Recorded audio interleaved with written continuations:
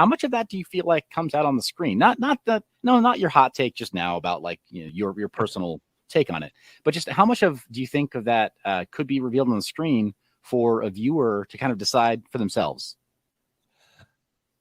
I believe that this is the kind of film that you could watch 3 or 4 times and learn more about the cult that is HEXicans, which I say with no judgment. I say like an anthropologist studied it and it meets the criteria of, you know what I mean? And there's a great adoration by those inside the space for Richard, as well as who Richard is and everything else. Like there's a lot in the movie when you bring a fraud investigator, a crypto professor, you know, the founder of Nomics in Clay Collins, and Richard Hart together. Like a lot of it goes over people's heads in the first or second viewing. But this idea of who is he and how much do we trust him and, you know, what is he really like? Like a lot of it's there.